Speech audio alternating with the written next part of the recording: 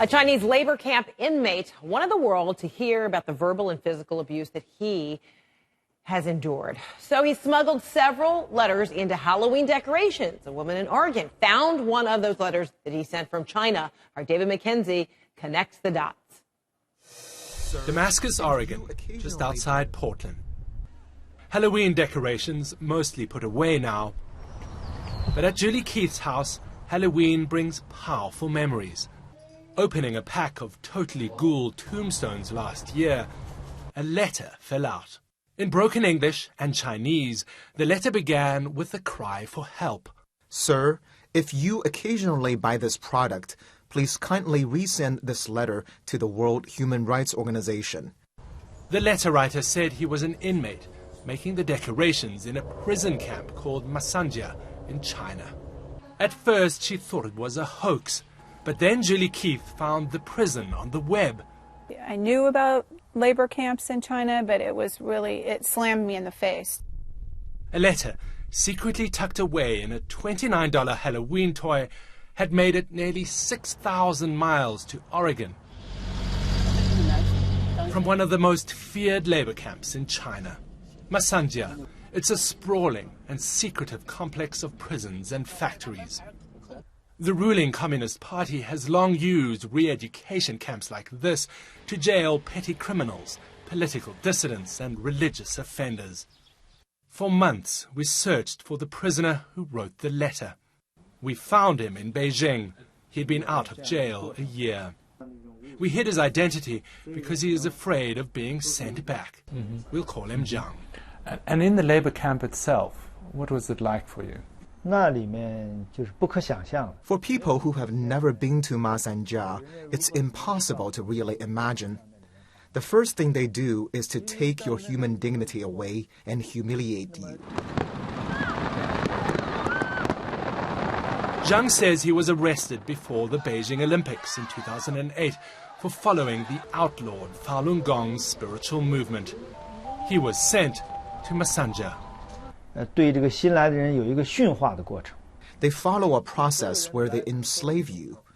They were innocent but detained, and we all suffered through inhumane torture. Political and religious prisoners got the worst of it, he says. So for Zhang, when he was given the chance to work, it was a relief. I believe we could protect ourselves and avoid verbal and physical assaults, as long as we were doing the work and did them well. Behind this barbed wire fence and over this wall, there's a warehouse where Zhang says he worked up to 12 hours a day making these Halloween products. He saw that the writing was in English, so he believed he could get a message out to the West, but it would be delicate and highly dangerous work. He stole pages from exercise books and made friends with a minor criminal from his province who got him a pen from a guard. I hid it in a hollow space in the bedstand, a very secret place, as I couldn't keep it with me. I only got the time to write late at night when everyone had fallen asleep. I put the paper on my pillow and wrote with a pen lying on my side. It took me 3 days to finish one single letter.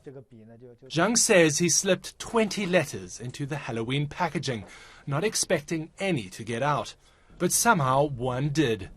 And from the prison production line in China, the decorations ended up at Kmart, where Julie Keith bought them on sale. I did think of his safety and what risks he took to do this. When she put the letter on Facebook, it became global news, spreading all the way back to Zhang in Beijing, now released. Zhang told us he wanted to survive Masanja to tell the truth. At Masanja now we saw unmanned guard towers, and some buildings seemed empty. It appears to be closing, but officials would not respond to our queries. For the reason known to all, I cannot openly express my gratitude to Ms. Zhang was able to thank Julie Keith in a new letter, but he dare not talk to her on the phone. Under the Communist Party's rule, China is a big labor camp.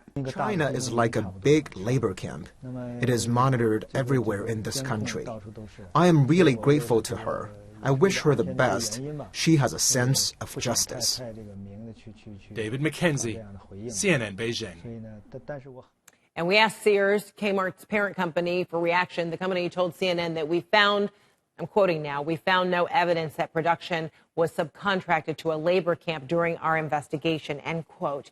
And we tried the local and provincial authorities in China multiple times, and they refused to comment on the story and those allegations. And no one really knows how many labor camp products have made it to the U.S., if any. But one expert group told Congress in 2008 that there could be hundreds of camps producing goods for export.